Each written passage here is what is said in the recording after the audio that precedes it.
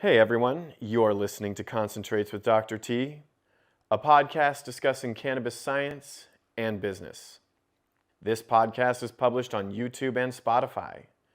Please follow me on Instagram, TikTok, LinkedIn, Facebook, and Discord. The information can be found in the description below. Please like and comment with any questions about cannabis you have. In this episode, we are going to do a deep dive into Delta-8 THC. This minor cannabinoid is getting a lot of attention in the news and in the marketplace lately. I'm going to get into the details about its legality, chemistry, pharmacology, common experiences, and its origin and history.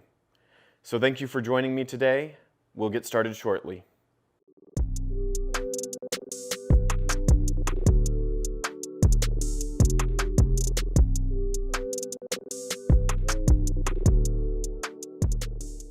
Welcome back to Concentrates with Dr. T. Today's topic is very complex and important to understand if you're thinking about using, manufacturing, regulating, or selling Delta-8 THC products. The molecular structure itself is easy to explain, but how it differs from Delta-9 THC in legality, pharmacology, and chemistry can become quite overwhelming and confusing. I'm going to break it all down for you today. I'll start by explaining what Delta-8 THC is, where it comes from, and why there's so much interest in producing it for human consumption right now. What I am calling Delta-8 THC is more properly called -trans Delta-8 tetrahydrocannabinol.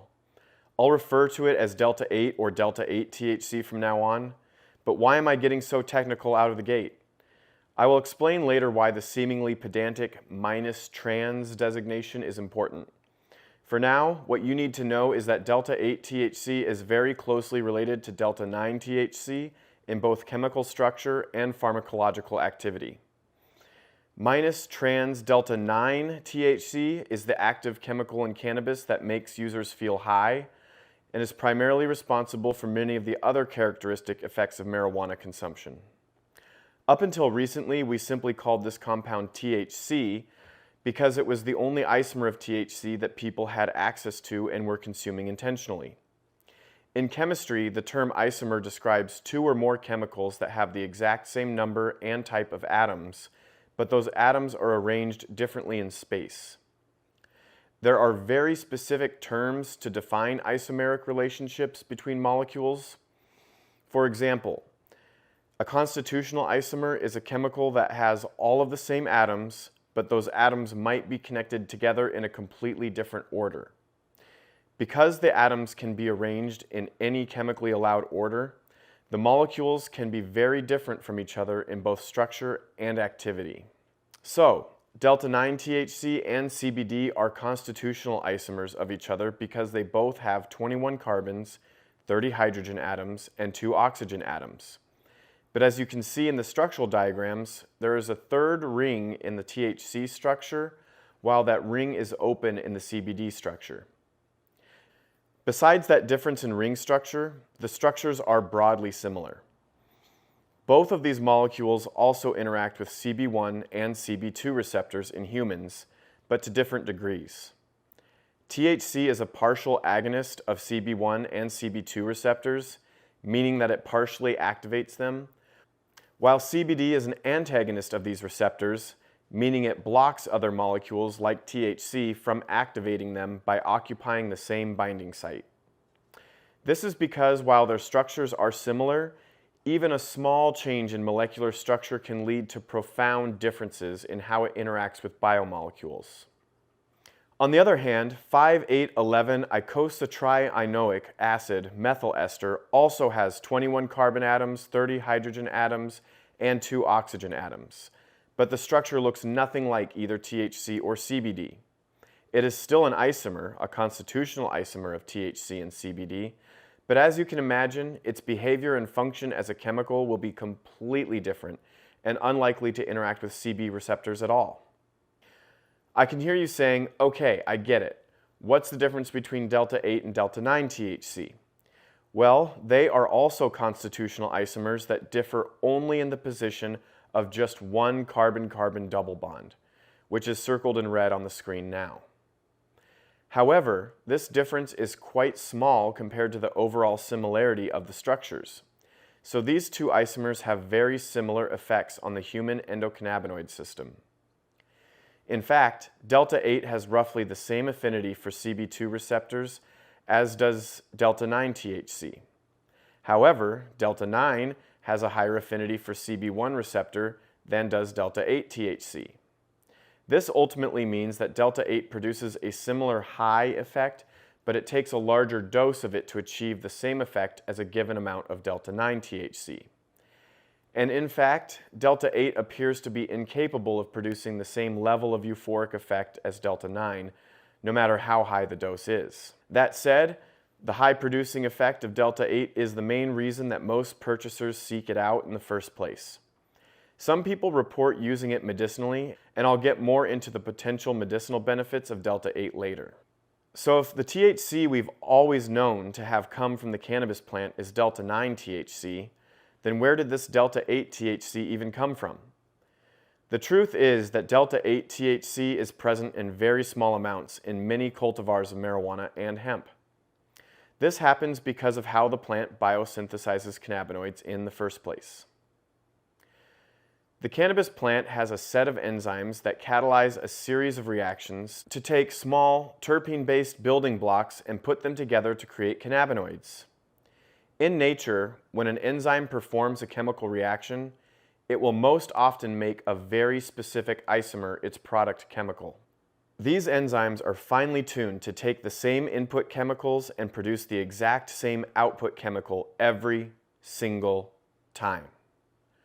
But nothing is perfect, and every once in a while the enzyme will make a mistake and spit out a different isomer.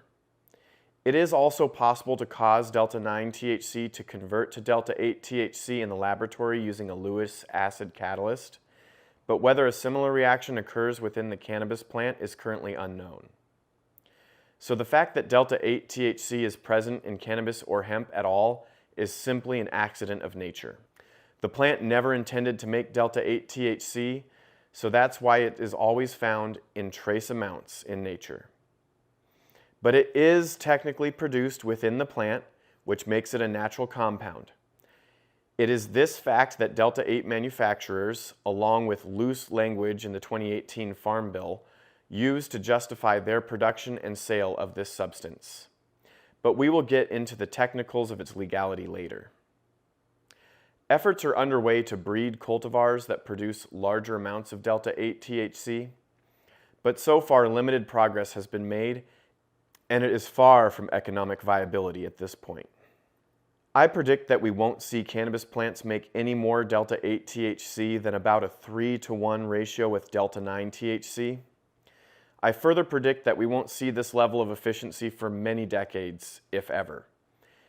This is because the whole endeavor of breeding cannabis plants that produce large amounts of Delta-8 THC depends upon finding cultivars with mutated and inefficient THC acid synthase enzymes that make Delta-8 THC at a faster rate than Delta-9 THC.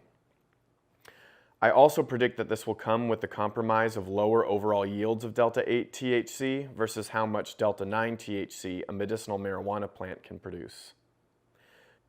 For now, just know that Delta-8 THC is only found in extremely small quantities in the natural cannabis plant, and it is impossible to separate from CBD and Delta-9 THC in an economically viable fashion. I'm sure this brings up a question in many of your minds. If the cannabis plant can't make enough Delta-8 THC to be an economically viable source, then where does it come from? And that, my listeners, is the exact question that you should be asking yourself before you consider purchasing such products. The dirty secret that Delta-8 manufacturers don't want you to know is that they synthetically produce it. Sure, they start with hemp-derived CBD and convert it to Delta-8 THC. But this is synthetic chemistry, which means that all of the Delta-8 THC on the market is synthetic and not naturally derived. Yes, the compound is found in nature, but no, the Delta-8 THC available on the market is not natural.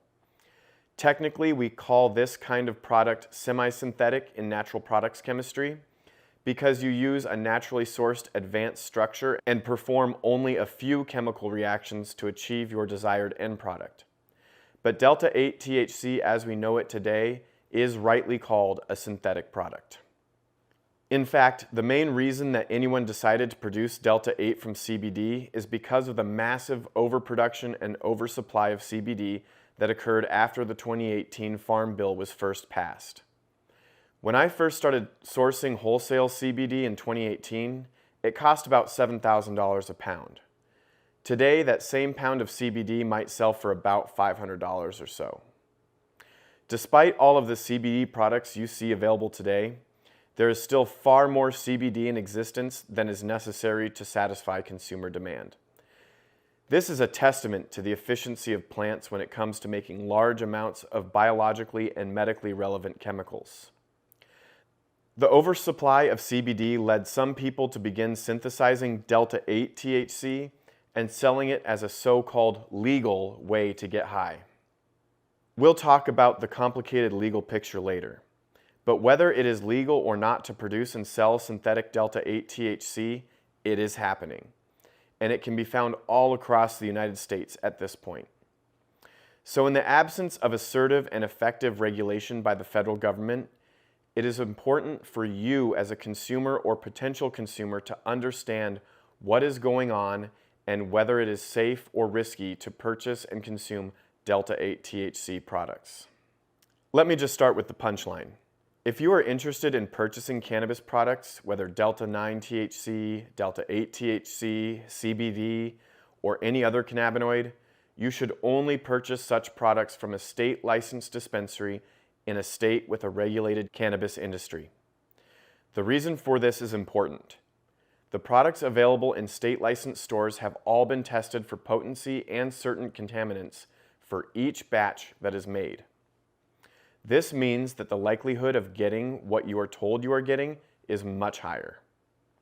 Also, the companies that sell products to dispensaries are licensed and under regulatory scrutiny.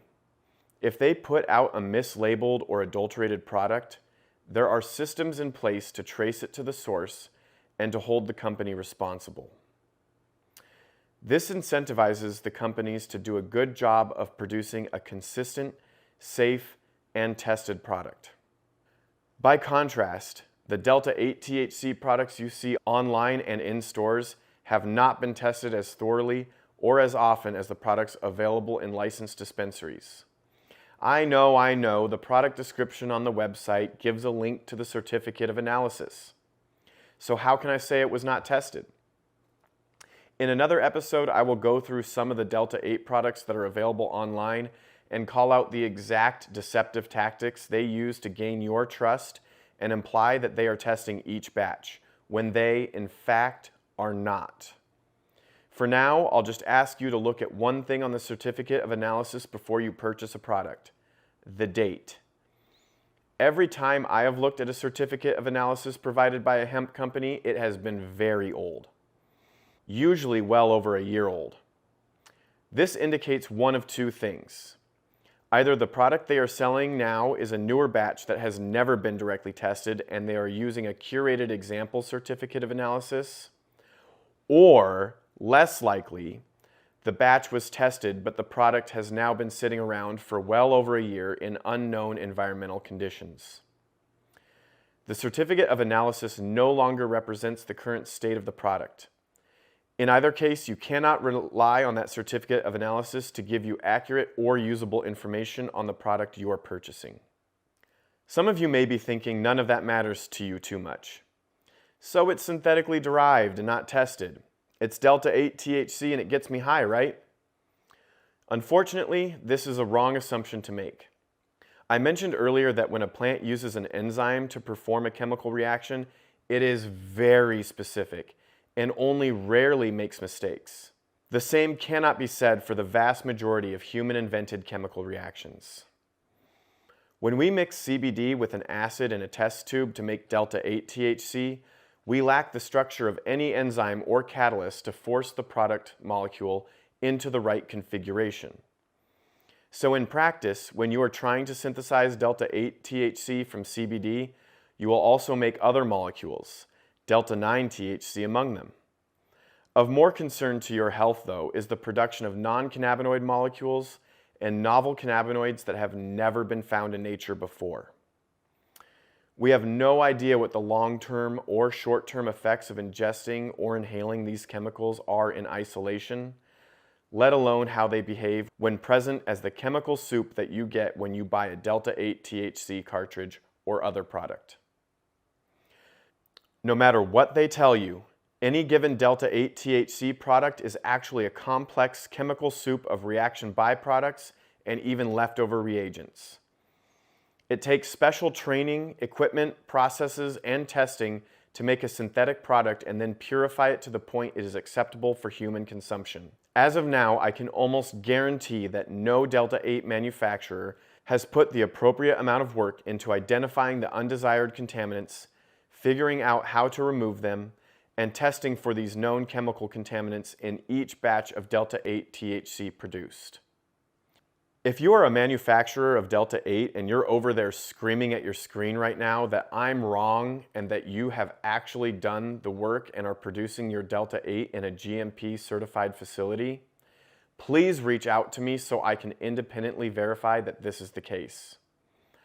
I really don't think that such a company exists, simply based on the fact that one of the main selling points of Delta-8 is that it is so cheap, somewhere around $1 per gram. You can't sell a synthetic product at such a low price if you've actually done the work to purify it, test it, and produce it in a GMP certified facility. And don't give me that BS about following GMP practices. Show me your independent third-party certification. If you do exist, I would be happy to talk about you as an example to follow and even have you on this podcast to talk about what you're doing. So, to anyone listening who consumes or is considering consuming Delta-8 THC products, just know that these companies are lying to you about how it's made, how well it's purified and formulated, and how thoroughly it has been tested. That makes these products inherently dangerous for you to consume. You are much better off finding a source of regulated marijuana than you are to purchase and use unregulated hemp-derived products. Thank you for listening to Concentrates with Dr. T. Please join me next time and remember to like this episode and follow me. Peace.